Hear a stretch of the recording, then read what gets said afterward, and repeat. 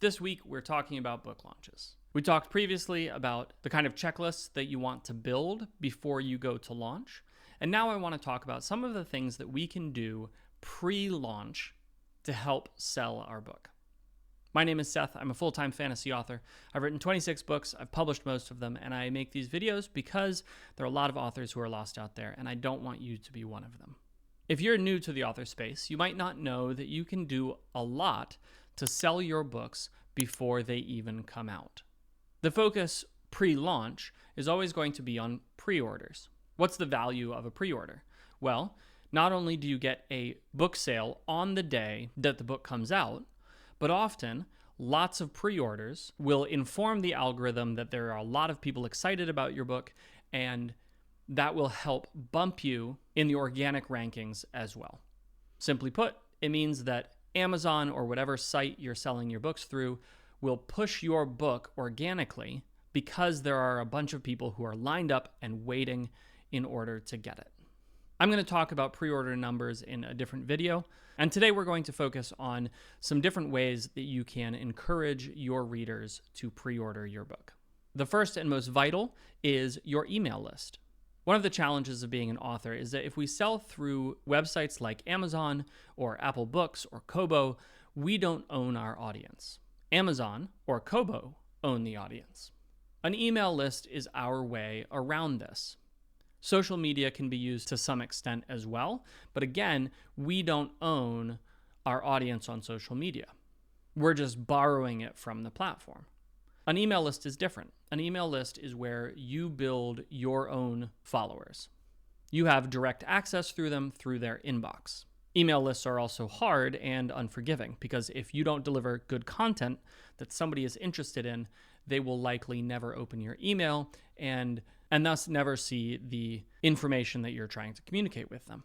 At some point, I'll probably do a video on email lists specifically, but just know that if you're not building an email list, you should be.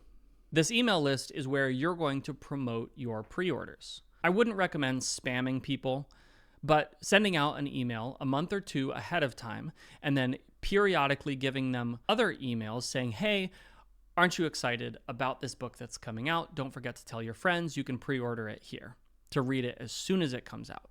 By doing this, we're tapping into our existing audience to hopefully give ourselves that launch day boost. Again, I wouldn't send out more than 2 to 4 emails because we don't want to be annoying people, but it is important to communicate. The next thing that we can do in order to push pre-orders would be teasers of some sort. This could be a cover reveal. This could be exciting quotes from the book.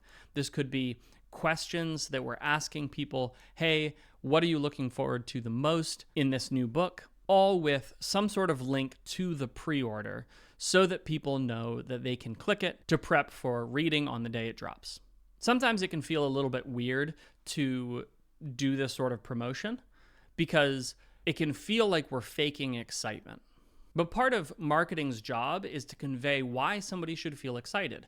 And in order to do that, we sort of have to feel excited about it ourselves. So don't be afraid to throw up social posts saying, hey, I am super pumped for this book that's coming out, and this is where you can pre-order it.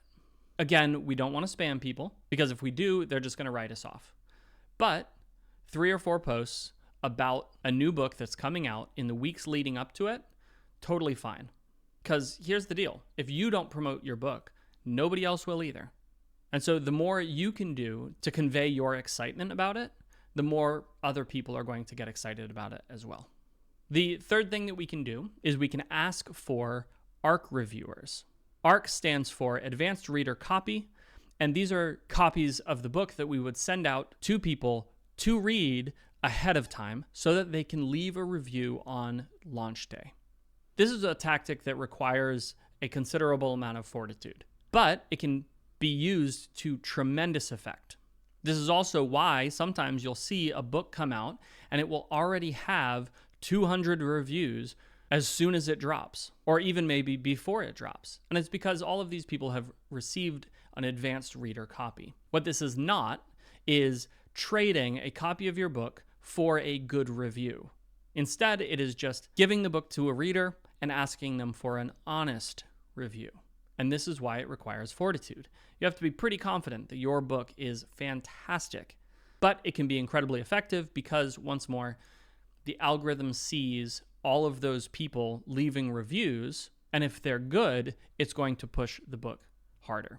And then the final thing that you can do in order to promote your book before it comes out is interviews. There are a good number of podcasts that will interview authors, whether indie or trad, to talk about writing or the genre your book is in.